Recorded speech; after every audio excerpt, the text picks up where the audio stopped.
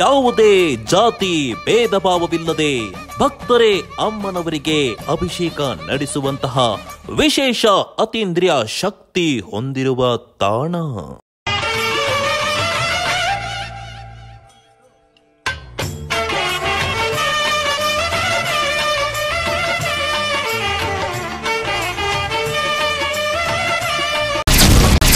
ಅಮ್ಮನವರ ಸ್ವತಃ ರವಿಕುಮಾರ್ ಗುರೂಜಿಗಳನ್ನು ತನ್ನ ಆರಾಧಕರನ್ನಾಗಿ ಆರಿಸಿದ್ದಾದರೂ ಯಾಕೆ?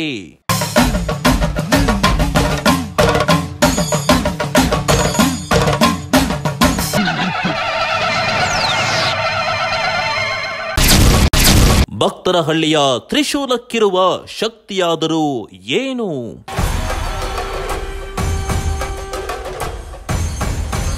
ನಮಸ್ಕಾರ ವೀಕ್ಷಕರೇ, ಪಬ್ಲಿಕ್ ಕಲರವ ವಾಹಿನಿಗೆ ನಿಮಗೆಲ್ಲರಿಗೂ ಆತ್ಮೀಯವಾದ ಸ್ವಾಗತ. ನಾನು ನಿಮ್ಮ ಮನೆ ಮಗಳು ಮೇಘನಾ. ಹಾಯ್ ಸರ್, ನನ್ನ ಹೆಸರು ಚೈತನ್ಯ ಅಂತ. ನಾನು ಈ ಥರ ಒಂದು IT ಫೀಲ್ಡಲ್ಲಿ ವರ್ಕ್ ಮಾಡ್ತಾ ಇದ್ದೆ. ಸೊ IT ಫೀಲ್ಡಲ್ಲಿ ವರ್ಕ್ ಮಾಡುವಾಗ ನೈಟ್ ಶಿಫ್ಟ್ ಎಲ್ಲ ಕಾಮನ್ ಆಗಿರುತ್ತೆ. ಸೊ ಇದೇ ಥರ ನೈಟ್ ಶಿಫ್ಟಲ್ಲಿ ಹೋಗುವಾಗ ಒಂದು ಸ್ವಲ್ಪ ಆ ಕಡೆ ಈ ಕಡೆ ಹೋಗಿ ಒಂದು ನೆಗೆಟಿವಿಟಿ ಒಂದು ಬಂದು ನನ್ನ ಬಾಡಿಯಲ್ಲಿ ಒಂದು ಸೇರಿಕೊಂಡಿತ್ತು. ಸೊ ಏನಾಯಿತು ಅಂದರೆ, ನಾವು ಫಸ್ಟ್ ಯೂಟ್ಯೂಬ್ ಚಾನಲಲ್ಲಿ ನೋಡಿದ್ವಿ ಈ ಟೆಂಪಲ್ ಬಗ್ಗೆ. ಟೆಂಪಲಲ್ಲಿ ನೋಡಿದಾಗ ಫಸ್ಟಾಗಿ ನಾನು ಅಷ್ಟು ನಂಬ್ತಾ ಇದ್ದಿಲ್ಲ. ಆಮೇಲೆ ನನ್ನ ಒಂದು ರಿಲೇಟಿವ್ಸ್ ಬಂದು ಹೇಳಿದರು, ಈ ಥರ ದೇವಸ್ಥಾನಕ್ಕೆ ಹೋಗಿ ಒಳ್ಳೇದಾಗುತ್ತೆ ಅಂತ. ನಾವು 1.5 ಮಂತ್ ಫುಲ್ ತುಂಬ ಸೀರಿಯಸ್ ಆಗಿಬಿಟ್ಟಿತ್ತು. ನನಗೆ ನಡ್ದಾಡೋಕ್ಕೂ ಆಗ್ತಾ ಇದ್ದಿಲ್ಲ, ಏನೂ ಇಲ್ಲ. ಪ್ರತಿಯೊಂದಕ್ಕೂ ನಾನು ನಮ್ಮ ಅಣ್ಣಂದರು ನಮ್ಮಮ್ಮ ಸಹಾಯನೇ ತಗೋಬೇಕಾಗಿತ್ತು. ಹೊರಗಡೆ ಹೋಗೋದಕ್ಕೂ ಅವರೇ ಬರಬೇಕಿತ್ತು. ಅಂದರೆ ಈ ಕಡೆ ಫುಲ್ ಈ ಕೈ ಕಾಲು ಏನು ವರ್ಕ್ ಆಗ್ತಾ ಇದ್ದಿಲ್ಲ. ಆಮೇಲೆ ಇಲ್ಲಿ ದೇವಸ್ಥಾನಕ್ಕೆ ಬಂದಮೇಲೆ ನಮ್ಮ ಅಣ್ಣ ತ್ರಿಶೂಲ ಎಲ್ಲ ಇಟ್ಕೊಂಡು ಕೇಳಿದ್ರು. ನಾವು ಯಾರು ತ್ರಿಶೂಲ ಅಂದರೆ ನಾವೇನು ಅಷ್ಟು ಕರೆಕ್ಟಾಗಿ ಗೊತ್ತಾಗಿದ್ದಿಲ್ಲ ಏನು ಥರ ಪೂಜೆ ಇದು ಅಂತ. ಆಮೇಲೆ ನಮ್ಮ ಅಣ್ಣನೇ ನನ್ನ ಸತ್ಯ ಎಲ್ಲ ನೋಡಿ ಆಮೇಲೆ ಈ ಥರ ಪ್ರಾಬ್ಲಮ್ ಎಲ್ಲ ಆಗಿದೆ ಅಂತ ಹೇಳಿದ್ರು. ಆಮೇಲೆ ಸರಿ ಅಂದ್ಬಿಟ್ಟು ಮತ್ತೆ ಆಯಿತು. 2 ದಿನ ಆದಮೇಲೆ ಮಶಾನಕ್ಕೆ ಕರ್ಕೊಂಡು ಹೋದ್ರು, ಪೂಜೆ ಮಾಡಿಸಿದ್ರು ನಮಗೆ. ಅವಾಗ ಸ್ವಲ್ಪ ಫುಲ್ ಕಂಪ್ಲೀಟಾಗಿ ರಿಕವರ್ ಆಗಿಲ್ಲ. 3rd ಡೇ ಆದಮೇಲೆ 2nd ಡೇ ಆದಮೇಲೆ ನನಗೇನು ಹೇಳಿದ್ರು, ನೀವೇ ಕೂತ್ಕೊಂಡು ಬೆಳಕಲ್ಲಿ ನೋಡಿ ಅಂತ. ನಾನು ಫಸ್ಟ್ 2 ದಿನ ನಂಬಲಿಲ್ಲ. ಆಮೇಲೆ ಇನ್ನು 3ನೇ ದಿನ ಏನು ಹೇಳಿದ್ರು, ನೀವೇ ಕೂತ್ಕೊಂಡು ತ್ರಿಶೂಲ ಹಿಡ್ಕೊಂಡು ನೋಡಿ, ಬೆಳಕು ಬರುತ್ತೆ, ನಿಮ್ಮ ಸತ್ಯ ನಿಮಗೆ ಗೊತ್ತಾಗುತ್ತೆ ಅಂತ ಕೇಳಿದ್ರು. ಆಮೇಲೆ ಫುಲ್ಲು ಬೇಜಾರಾಗಿ ಕೇಳಿದೆ, ಏನಮ್ಮ 1.5 ತಿಂಗಳಿಂದ ನಾನು ಹಿಂಗೆ ನರಳಾಡ್ತಾ ಇದ್ದೀನಿ, ನಾನೇ ಯಾವಾಗ ಎದ್ದು ಓಡಾಡೋದು, ಈ ವಯಸ್ಸೆಲ್ಲ ನನಗೆ ಈ ಥರ ಎಲ್ಲ ಕಷ್ಟ ಬರ್ತಿದೆಯಲ್ಲ ಅಂತ ಕೇಳ್ಕೊಂಡಾಗ ಅಮ್ಮ ಏನು ಹೇಳ್ತು, ನಿನಗೆ 3 ದಿನದಲ್ಲಿ ಹುಷಾರು ಮಾಡ್ಕೊಳ್ತೀನಿ ನಾನು ಅಂತ ಹೇಳ್ತು.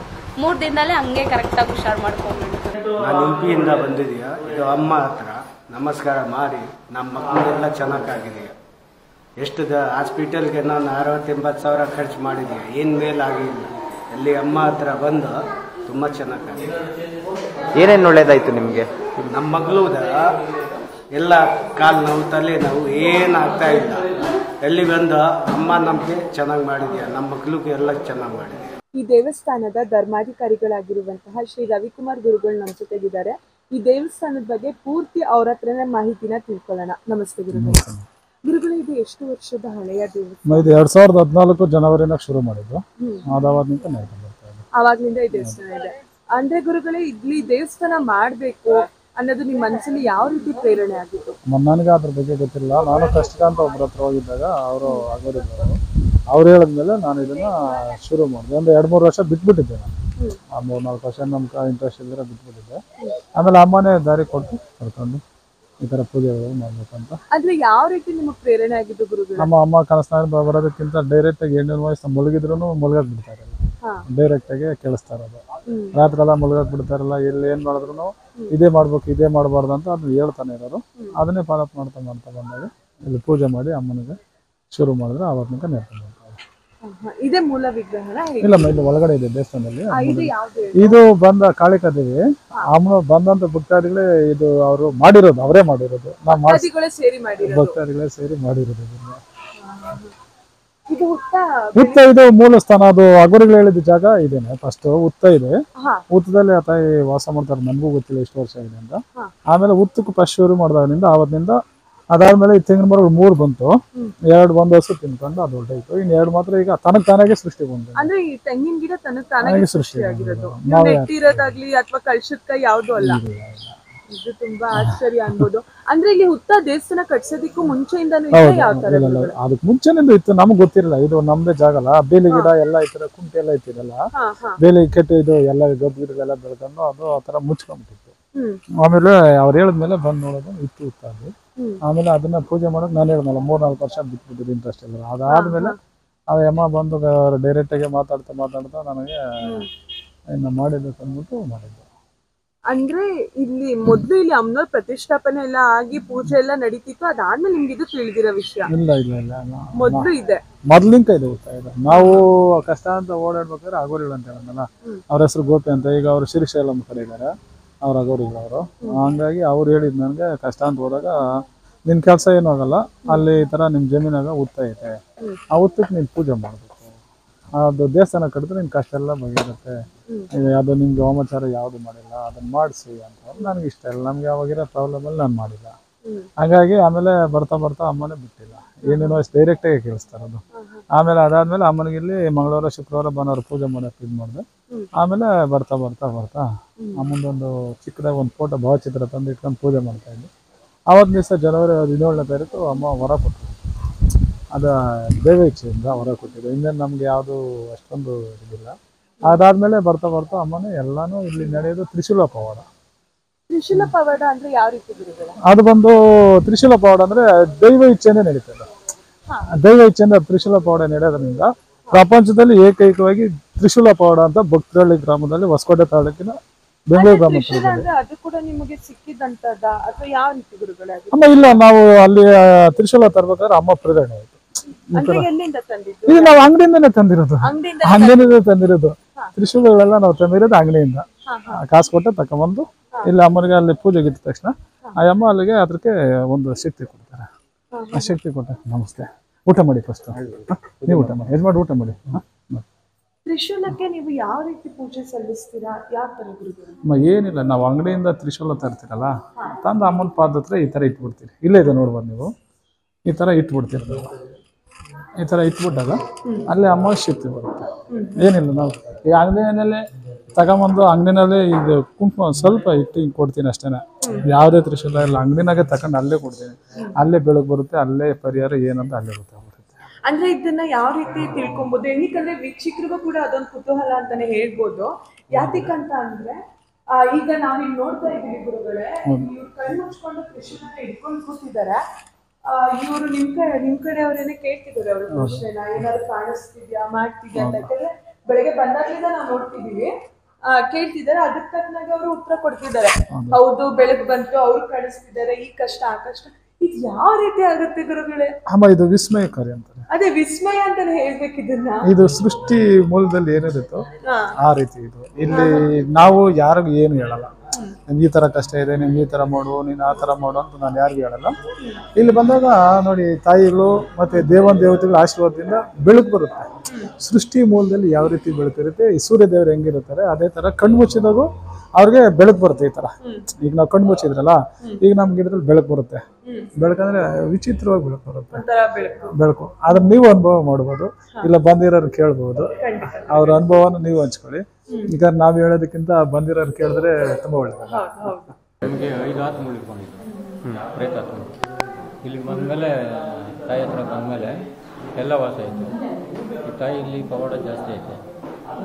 5 ಎಲ್ಲೆಲ್ಲ ಸುತ್ತಿದ್ದಾಯಿತು, ಅವು ಆತ್ಮಗಳು ಹೋಗಿಲ್ಲ, ದೇವಗಳು ಕೊಟ್ಟು. ಇಲ್ಲಿ ಬಂದಮೇಲೆ ತಾಯಿ ಹತ್ರ ಬಂದಮೇಲೆ ಎಲ್ಲ ವಾಸ ಆಯಿತು, ಚೆನ್ನಾಗಿದ್ದೀನಿ ಈಗ. ಏನ್ ಮಾಡಿದ್ರಿ ಇಲ್ಲಿ ಬಂದ್ಮೇಲೆ? ತ್ರಿಶೂಲ ಹಿಡ್ಕೊಂಡ್ರ? ತ್ರಿಶೂಲ ಹಿಡ್ಕೊಂಡ್ಮೇಲೆ ರೇಗ್ಕೊಂಡು ಆಮೇಲೆ ಮಶಾಣಕ್ಕೆ ಕರ್ಕೊಂಡೋಗಿ ಅದನ್ನ ಬಿಡುಗಡೆ ಮಾಡೋದು. ಹೌದು. ಸ್ಮಶಾನದಲ್ಲಿ ಯಾವ ತರ ಪೂಜೆ ಮಾಡಿದ್ರು? ಸ್ಮಶಾನದಲ್ಲಿ ಹೋಮ ಹಾಕ್ತಾರೆ, ಬರ್ತವೆ, ಕಳಿಸ್ತಾರೆ, ಪೂಜೆ ಮಾಡಿ ಕಳಿಸ್ತಾರೆ. ತ್ರಿಶೂಲ ಹಿಡ್ಕೊಂಡಂಗೆ ನಿಮ್ಗೆ ದೇವರು ದೆವ್ವ ಎಲ್ಲ ಕಾಣಿಸ್ತಾ ಇತ್ತ? ಒಂಥರ ಕಪ್ಪು ದೆವ್ವ ಅಂದರೆ ಕಪ್ಪುಗ ಒಂಥರ ವಿಚಿತ್ರವಾಗಿ ಕಾಣಿಸ್ಕೊತವೆ. ದೇವರುಗಳು ಅಂದರೆ ಅದೊಂಥರ ಕಾಣಿಸ್ಕೊತವೆ. ಇದು ಪ್ರೇತಾತ್ಮಗಳು ಭಯಂಕರವಾಗಿ ಕಾಣಿಸ್ಕೊತವೆ. ಸ್ಮಶಾನದಲ್ಲಿ ಕರ್ಕೊಂಡೋಗಿ ಮಾಡಿ ಪೂಜೆ ಮಾಡೋದು ವಾಯ್ಸ್ ಚೆನ್ನಾಗಿ ಅಂದ್ರೆ ಮಿಂಚು ಬರುತ್ತೆ. ಅದಾದ್ಮೇಲೆ ನಮ್ ಕಷ್ಟಕ್ಕೆ ನಾವೇ ದಾರಿ ಕಾಣ್ಕೊಬಹುದು. ಇದು ಅಮ್ಮನವರು, ಮಹಾಕಾಳಿ ಅಮ್ಮನವರು, ಕಾಳಿಕಾದೇವಿ. ಅಂದ್ರೆ ಈ ಅಮ್ಮನವ್ರದ್ದು ಹಿನ್ನೆಲೆ ಏನಿದೆ ಗುರುಗಳು? ಅಮ್ಮ ಸೃಷ್ಟಿ ಮೂಲದಲ್ಲಿ ದೇವಳ ಹಿನ್ನೆಲೆ ಕಂಡಿಡಕ್ಕೆ ಯಾರ ಕೈಲಿ ಆಗಿಲ್ಲ, ಆಗಲ್ಲ, ಮುಂದೆ ಆಗೋದಿಲ್ಲ. ಅಂದ್ರೆ ಅಮ್ಮನವ್ರ ವಿಗ್ರಹ ನೀವು ತಂದಿದ್ದು ಅಥವಾ ನಾವು ಮಾಡಿಸ್ಕೊಂಬಂದು ಶಿವರಪಟ್ಟಣದಲ್ಲಿ ಮಂಜುನಾಥ ಸ್ವಾಮಿಗಳಂತ ಅವ್ರು ಮಾಡ್ಕೊಟ್ಟಿದ್ದು. ನಾವು ತಕೊಂಬಂದು ಅಮ್ಮನ್ನ ಪೂಜೆ ಮಾಡೋದು ಶುರು ಮಾಡೋದ್ರಿಂದ ಆವತ್ತಿಂದ ಹಿಂಗೆ. ಅಂದ್ರೆ ನಾನು ತುಂಬಾ ಕೇಳ್ಪಟ್ಟಿದ್ದೆ, ಸುಮಾರು 200 ಜನ ಇದ್ರು. ಈಗ್ಲೇ 6 ತಿಂಗಳ ಹಿಂದೆ ಮಳೆ ಬಂದು ಮರ ಬಿತ್ತು, ಒಬ್ರಿಗೂ ಕೂಡ ಒಂಚೂರು ಏನು ಏಟಾಗ್ದಂತೆ ಒಂದ್ ಕಿಂಚಿತ್ತು ಏನು ಆಗದಂತೆ ಅಮ್ಮನವರು ಕಾಪಾಡಿರೋದು ಒಂದು ಪವಾಡ ಅನ್ಬೋದು. ಯಾಕಂದ್ರೆ ಈಗ್ಲಾದ್ರೆ ನೀವ್ ಸ್ವಲ್ಪ ರೂಫಲ್ಲಿ ಹಾಕ್ಸಿದ್ದೀರಾ, ಅವಾಗ ಇದ್ದಿದ್ದು ಶೀಟ್, ಅಲ್ಲಾಡ್ತಾ ಇದ್ದಿದ್ ಶೀಟ್, ಅಷ್ಟು ಚಿಕ್ಕ ಜಾಗದಲ್ಲಿ ಅಷ್ಟು ಇದಾಗಿದ್ದಿದ್ದ ದೇವಸ್ಥಾನದಲ್ಲಿ ಒಂಚೂರು ಏಟಾಗಿರ್ಲಿಲ್ಲ ಒಬ್ರು ಭಕ್ತಾದಿಗಳಿಗೂ. ಅಮ್ಮ ಅದೇಳಿಲ್ಲ, ಅದು ದೈವ ಇಚ್ಛೆ ಇದ್ರೆ ಯಾನು ಆಗಲ್ಲ. ಅಮ್ಮನವ್ರ ಆಶೀರ್ವಾದದಿಂದ ಅಷ್ಟು ಜನ ಇದ್ರೂ 30-40 ಜನ ಇದ್ರ ಒಳಗಡೆ ಮಕ್ಕಳು ಮನೆಯಲ್ಲ ಸೇರಿ ಒಬ್ರಿಗೊಂದು ಗೆರೆ ಬಿದ್ದಿಲ್ಲ, ಏನು ತೊಂದರೆ ಆಗಿ. ಗುರುಗಳಲ್ಲಿ ಯಾವ್ಯಾವ ರೀತಿ ವಿಶೇಷ ಪೂಜೆಗಳು ನಡೆಯುತ್ತೆ, ಯಾವ ತರ ಹೋಮ ಅವನ ಮತ್ತೆ ಅಭಿಷೇಕಗಳು ನಡೆಯುತ್ತೆ? ಇದು ಅಮಾವಾಸ್ಯೆ ಪೌರ್ಣಮಿ ದಿವಸ ಬಂದಂತ ಭಕ್ತಾದಿಗಳಿಗೆ ಅಲ್ಲಿ ಎಲ್ಲಾರು ಅಮ್ಮನವರಿಗೆ ಅಭಿಷೇಕ ಮಾಡ್ತಾರೆ. ಬಂದಂತ ಭಕ್ತರು ಮೂಲ ವಿಗ್ರಹಕ್ಕೆ ಅಭಿಷೇಕ ಮಾಡ್ತಾರೆ. ಮೂಲ ವಿಗ್ರಹಕ್ಕೆ ಅಮ್ಮ ಇಲ್ಲಿ ತಾಯಿ ಹತ್ರ ಮಕ್ಳು, ಈಗ ಸೂರ್ಯ ದೇವರು ಬಂದು ಯಾರಿಗೂ ಈ ಜಾತಿ ಆ ಜಾತಿ ಅಂತ ಯಾರಿಗೂ ಒಬ್ಬೊಬ್ರು ಸೂರ್ಯ ಇರಲ್ಲ, ಈ ಅರ್ಥ ಆಯ್ತಲ್ಲ. ಹಂಗೆ ತಾಯಿ ಹತ್ರ ಮಕ್ಳು ಎಲ್ಲಾರು ಬಂದೆ ಆಗಿರೋದ್ ನೋಡ, ಸೂರ್ಯ ದೇವರು ಯಾರಿಗೂ ಒಬ್ಬೊಬ್ರಿಗೂ ಒಂದೊಂದು ಸೂರ್ಯ ದೇವ್ರು ಬರಲ್ಲ. ಸೃಷ್ಟಿಯಲ್ಲಿ ನಾವೆಲ್ಲರೂ ಮಕ್ಳಾಗಿರೋದ್ರಿಂದ ಅವ್ರೆಲ್ಲಾರು ನಮ್ಮ ಮಕ್ಳ ತರ ನೋಡ್ತಾರೆ. ನಮ್ಮ ಸ್ವಾರ್ಥಕ್ಕೋಸ್ಕರ ಜಾತಿ ಭೇದ ಭಾವ ಇವನ್ನೆಲ್ಲ ನಾವು ಮಾಡ್ಕೊಂಡಿರೋದು. ಹೌದಮ್ಮ, ಅಂದ್ರೆ ಯಾರೇ ಬಂದ್ರು ಕೂಡ ಅಭಿಷೇಕ ಮಾಡ್ಬೋದು. ಖಂಡಿತ ಅಭಿಷೇಕ ಮಾಡ್ಬೋದು. ಅಭಿಷೇಕ ನಡೆಯುತ್ತೆ ಅಮ್ಮ ಹಾಲು ಮೊಸರು ಅರಿಶಿನ ಕುಂಕುಮ ಮತ್ತೆ ತುಪ್ಪ ಪಂಚಾಮೃತಗಳು ಮತ್ತೆ ಫಸ್ಟ್ ಮೊದಲಿಗೆ ರಕ್ತಾಭಿಷೇಕ. ರಕ್ತಾಭಿಷೇಕ ಅಂದ್ರೆ ಯಾವ ತರ, ಯಾವ್ದ್ರ ರಕ್ತ ಕೊಡ್ತೀರಾ? ಕುರಿ ಕಟ್ ಮಾಡಿ ಅಮ್ಮನವ್ರಿಗೆ ಡೈರೆಕ್ಟ್ ಅದು ರಕ್ತಾಭಿಷೇಕ ಮಾಡ್ತಾರೆ. ರಕ್ತಾಭಿಷೇಕ ಮಾಡ್ತೀರಾ? ಅದರಿಂದ ಏನ್ ಪ್ರಯೋಜನ ಗುರುಗಳು, ಅಂದ್ರೆ ರಕ್ತಾಭಿಷೇಕದಿಂದ? ಅಮ್ಮ ಈಗ ನಾವು ನಾನಾ ರೀತಿ ಕಷ್ಟಗಳು ಬಗೆಹರಿಸ್ತಾ ಇರ್ತೀವಿ. ಸ್ಮಶಾನ ಪೂಜೆದಲ್ಲಿ ಮತ್ತೆ ಇಲ್ಲಿ ಅವ್ರ ಮನೆಗೆ ಹೋಗಿ ಮತ್ತೆ ಇಲ್ಲಿ ದೇವಸ್ಥಾನ ಹತ್ರ ಹೋಮಗಳೆಲ್ಲ ತ್ರಿಶೂಲದಲ್ಲೇ ಹೋಮ ಮಾಡ್ತೀವಿ ನಾವು. ತ್ರಿಶೂಲದಲ್ಲಿ ಹೋಮ ಮಾಡ್ತೀವಿ, ತ್ರಿಶೂಲ ಪೌಡೋದಕ್ಕೆ. ಹಾಗಾಗಿ ಅವಾಗ ಅವ್ರಿಗೂ ಕಷ್ಟಗಳಿರುತ್ತೆ. ಈಗ ಎಲ್ಲಾರು ಕಷ್ಟನೂ ನುಂಗ್ಬೇಕಂದ್ರೆ ಅವ್ರಿಗೂ ಅವ್ರು ಕೇಳಿ ಬೇಕಲ್ಲ.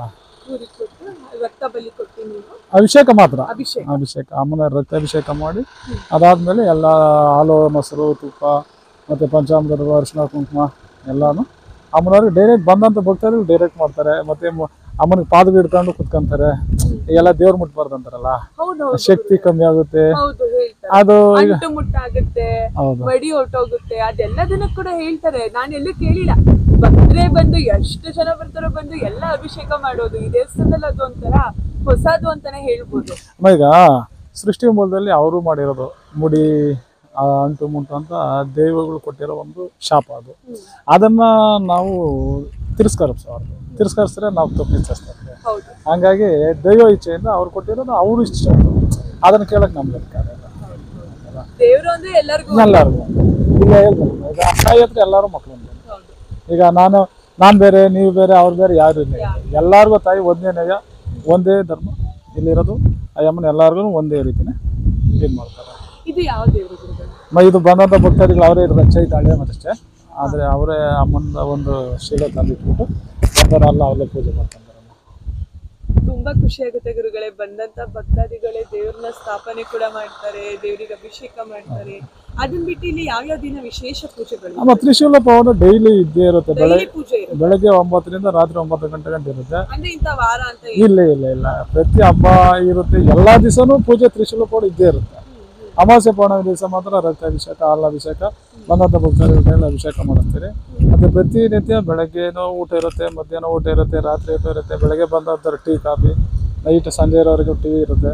ಪ್ರತಿಯೊಂದು ದೇವಸ್ಥಾನ ಇದೆ, ಅಂದ್ರೆ ಪ್ರತಿಯೊಂದು A to Z ಇಲ್ಲಿ ಆಗುತ್ತೆ. ಅಂದ್ರೆ ಒಬ್ರು ಬಂದ್ರು ಕೂಡ ಭಕ್ತಾದಿಗಳು ದೂರದಿಂದ ಇಲ್ಲಿ ಬಂದು ಉಳ್ಕೊಂಡು ಸೇವೆ ಮಾಡಿ ಆರಾಮಾಗಿ ಹೋಗ್ಬೋದು. ಅವರು ಸೇವೆ ಮಾಡ್ಲಿ ಬಿಡ್ಲಿ ಅವ್ರ ಇಚ್ಛೆ ಇರುತ್ತೆ. ಬಂದಂತವ್ರು ದೂಡ್ತಿರೋದಕ್ಕೆ ಬರ್ತಾರೆ, ಕಾಸಿಲ್ಲ ಅಂತಾರೆ, ಖಂಡಿತ ಬನ್ನಿ, ಏನು ತೊಂದರೆ ಇಲ್ಲ ಅಲ್ಲ. ಕಾಸು ಅನ್ನೋದೇನಿಲ್ಲ, ಬಂದು ನೀವು ಪರಿಹಾರ ಮಾಡ್ಕೊಂಡು ಹೋಗಿ. ಈಗ ಎಲ್ಲಾರ್ಗು ನಾವು ಈಗ 100 ಜನ ಬಂದು 100 ಜನಕ್ಕೂ ನಾವು ಫ್ರೀಯಾಗಿ ಮಾಡಕ್ ಬರಲ್ಲ. ಯಾಕಂದ್ರೆ ಈಗ 10 ಜನದಲ್ಲಿ ನಾವು 2-3 ನಾವು ಫ್ರೀಯಾಗಿ ಮಾಡ್ತೀವಿ. ಯಾಕಂತಂದ್ರೆ ಎಲ್ಲ ಅಷ್ಟೇ, ಏನು ಮಾಡೋಕ್ಕಾಗಲ್ಲ. ಯಾಕಂದ್ರೆ ಅವರು ಬರ್ತಾರೆ, ತಿಂಗಳಾನುಗಟ್ಟಲೆ ಇರ್ತಾರೆ, ಅವ್ರ ಹತ್ರ ನಾವು 1 ರೂಪಾಯಿ ತಗೊಂಡು ಸಿಂಗಲ್ 1 ರೂಪಾಯಿ ಊಟ ಏನ್ಕಿಲ್ಲ. ಬಂದು ಅಮ್ಮನ ಹತ್ರ ಇದ್ದು ಕಷ್ಟ ಬಗೆಹರಿಸ್ಕೊಂಡು ಹೋಗು, ಚೆನ್ನಾಗಿರು. ಅಮ್ಮನ ನೆನೆಸ್ಕೊಳ್ಳಿ ಅಷ್ಟೇ, ದೇವತೆಗಳು ನೆನೆಸ್ಕೊಳ್ಳಿ, ಚೆನ್ನಾಗಿರೋ ಅಷ್ಟೇ. ಅದನ್ನ ಬಿಟ್ಟು ಗುರುಗಳೇ ವಿಶೇಷ ಪೂಜೆಗಳು ಯಾವ್ಯಾವ ದಿನ ನಡೆಯುತ್ತೆ? ಅಮ್ಮ ಅಮಾವಾಸ್ಯೆ ಪೌರ್ಣಮಿಗೆ ಯಾವ ತರ ಹೋಮ ನಡೆಯುತ್ತೆ? ಅಮ್ಮ ಹೋಮ ಅಂತಂದ್ರೆ ಅದು ನಾನಾ ರೀತಿ ದೈವ ಭಾಷೆಯಲ್ಲಿ ನಡೀತದೆ. ದೈವ ಭಾಷೆ ಅಂದ್ರೆ ಯಾವ ತರ? ಅಮ್ಮ ಅದು ನೀವು ನೋಡಿ ನೆಕ್ಸ್ಟ್ ಟೈಮ್ ಬಂದಾಗ ಆ ಭಾಷೆ ಇಡೀ ಪ್ರಪಂಚದಲ್ಲಿ ಯಾರಿಗೂ ಅರ್ಥ ಆಗಲ್ಲ, ಯಾರಿಗೂ ಒಂದು ಪದನೂ ಕೂಡ ಅರ್ಥ ಆಗಲ್ಲ. ಆ ಥರದ ಭಾಷೆಯಲ್ಲಿ ಹೋಮ ಬರುತ್ತೆ. ಆ ಭಾಷೆಯಲ್ಲಿ ಉಚ್ಚಾರಣೆ, ಮಂತ್ರ ಉಚ್ಚಾರಣೆ ಆಗುತ್ತೆ. ಹಾಗಾಗಿ ದೇವ ಶಿವಮ್ಮನ ನಾವು ನಿಲ್ಲಿಸೋದಿದೆ. ನಾವು ಯಾವುದೇ ರೀತಿಯ ಬುಕ್ಗಳು ಒಂದು ಗ್ರಂಥಗಳು ಯಾವುದೂ ಇದಿಲ್ಲ. ಗುರುಗಳೇ, ಇಲ್ಲಿ ಸ್ಮಶಾನ ಪೂಜೆ ನಡೆಯುತ್ತೆ ಅಂತ ಕೇಳ್ಪಟ್ಟೆ. ಸ್ಮಶಾನದಲ್ಲಿ ನಡೆಯುವಂತ ಪೂಜೆ ಅಂದ್ರೆ ಯಾವ ರೀತಿ ಪೂಜೆ ಅದು? ಅಮ್ಮ ಇದ್ದ ಈಗ ಅಲ್ಲಿ ಗಾಳಿಗಳು, ದೇವಗಳು, ಭೂತ ಪಿಶಾಚಿಗಳೆಲ್ಲ ಇರುತ್ತೆ. ಹಾಗಾಗಿ ಇಲ್ಲಿ ಯಾರು ಅಂತ ಕನ್ಫರ್ಮ್ ಮಾಡ್ತೀರಿ, ಗೊತ್ತಾಯ್ತಾ? ಅಲ್ಲೇ ಕನ್ಫರ್ಮ್ ಮಾಡಿದ್ಮೇಲೆ ಮಶಾಣದಲ್ಲಿ ಹೋಗಿ ಅವಕ್ಕೆ ಮುಕ್ತಿ ಕೊಟ್ಟು ಕಳಿಸ್ಬಿಡ್ತೀರಿ. ಅಂದ್ರೆ ಸ್ಮಶಾನದಲ್ಲಿ ಇಂಥ ದಿನನೇ ಪೂಜೆ ಮಾಡ್ಬೇಕು, ಅಮಾವಾಸ್ಯೆ ಮೇಲೆ ಮಾಡ್ಬೇಕು ಅಥವಾ ರಾತ್ರಿ ಟೈಮೇ ಮಾಡ್ಬೇಕು, ಆ ತರ ಏನಾದ್ರು ಇದೆಯಾ ಹೇಗೆ? ಅಮ್ಮ ಇಲ್ಲಿ 24 hours ಇರುತ್ತೆ. ಕಷ್ಟ ಅಂತ ಯಾವಾಗ ಬೇಕಾದ್ರೂ ಬರ್ಬೋದು, ಯಾವಾಗ ಬೇಕಾದ್ರೂ ಪರಿಹಾರ ಮಾಡ್ಕೋಬೋದು. ಇಲ್ಲಿ ಸಮಯ ಅನ್ನೋದಿಲ್ಲ. ಈಗ ಕಷ್ಟ ಅಂತ ಬಂದಾಗ ನಾವು ಅಮಾವಾಸ್ಯೆ ಪೂರ್ಣಿಮೆ ಗಂಟ ಕಾತ್ಕೊಂಡಿದ್ರೆ ಅವರು ಚೆನ್ನಾಗಿದ್ರೆ ಓಕೆ, ಏನಾದ್ರು ಹೆಚ್ಚು ಕಮ್ಮಿ ಆದಾಗ ಅರ್ಥ ಆಯ್ತಲ್ಲ, ಆ ಥರ ನಾವು ಬಂದ ತಕ್ಷಣ ಹೇಳಕ್ಕಾಗಲ್ಲ, ಆಗಲ್ಲ. ಅದಕ್ಕೋಸ್ಕರ ನಾವು ಬಂದ ತಕ್ಷಣ ಈಗ ಜನ ಜಾಸ್ತಿ ಇರ್ತಾರಲ್ಲ, ಒಬ್ಬೊಬ್ರೆ ಅವರು ಟೋಕನ್ ತಗೊಂತಾರೆ. ಆ ನಂಬರ್ ಪ್ರಕಾರನೇ ಒಂದು ಮಶಾಣದಲ್ಲೂ ಅವ್ರ ಮುಗಿಸಿ ಕಳಿಸ್ತಾ ಇರ್ತಾರೆ. ಅದನ್ನ ಹೊರತುಪಡಿಸಿ ಗುರುಗಳೇ, ಇವಾಗ ಮಾಟ ಮಂತ್ರ ವಾಮಾಚಾರ ಎಲ್ಲ ನಡೆದಿರುತ್ತೆ ಅಂತ ಹೇಳ್ತಾರೆ, ಅಂತವ್ರಿಗೆ ಇಲ್ಲಿ ಯಾವ ರೀತಿ ಮುಕ್ತಿ ಸಿಗುತ್ತೆ ಗುರುಗಳೇ? ಅಮ್ಮ ತ್ರಿಶೂಲ ಪೌಡದಲ್ಲಿ ಹೇಳದ್ನಲ್ಲ, ಅದ್ ನೋಡ್ತಾರೆ ಯಾರು ಮಾಡಿಸಿದ್ದಾರೆ, ವಾಮಾಚಾರ ಯಾರು ಮಾಡಿಸಿದ್ದಾರೆ ಅಂದ್ರೆ ನಮ್ಗೆ ಯಾರು ಮಾಡಿಸಿದ್ದಾರೆ ಅನ್ನೋದ ನಮ್ ಕಣ್ಣಾರೆ ನಾವೇ ನೋಡ್ಬೋದು. ಈಗ ಯಾರ ಮೇಲೆ ಅನುಮಾನ ಇರುತ್ತೆ, ಅವ್ರು ನೆನೆಸ್ಕೊಂಡ ತಕ್ಷಣ ಹಿಂಗೆ ನಿಂತಿದ್ದಾಗ ಕುತ್ಕೊಂಡಿದ್ದಾಗ ತ್ರಿಶೂಲ ಹಿಡ್ಕೊಂಡು ಅವ್ರು ನಮ್ಮ ಕಣ್ಣು ಮುಂದೆ ಡೈರೆಕ್ಟ್ ಬರ್ತಾರೆ.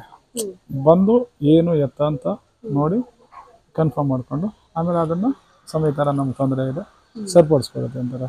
ಈಗ ಯಾವುದೋ ಒಂದು ಇದರಲ್ಲಿ ಕಾಮೆಂಟ್ ಹಾಕಿದ್ರು ಯಾರೋ ಒಬ್ರು, ಅಲ್ಲಿರೋ ದೇವರಿರೋ ಸತ್ಯ, ಅವರೆಲ್ಲ ಇದೆಲ್ಲ ಸುಳ್ಳು ಅಂತ. ನಾನು ಯಾರಿಗೂ ಏನು ಹೇಳಲ್ಲ, ಜನನೇ ಕುತ್ಕೊಂಡು ನೋಡ್ಕೊಂಡು ಹೋಗ್ಬೋದಲ್ಲ, ಭಕ್ತಾದಿಗಳೇ ಅವ್ರ ಕಣ್ಮುಂದೆ ನೋಡ್ತಾರೆ. ಅದಕ್ಕೆ ಜನ ಹೆಂಗಂದ್ರೆ ಅದು ನಾನು ಹೇಳೋದು ಸುಳ್ಳು, ನಾನು ಏನು ಹೇಳೋದೇ ಇಲ್ಲ ಜನಗಳಿಗೆ. ಇನ್ ಈ ತರ ಪ್ರಾಬ್ಲಮ್ ಆಯ್ತು ಇದು ಮಾಡಿಸ್ಕೊಂಡು ನಾನು ಹೇಳೋದೇ ಇಲ್ಲ.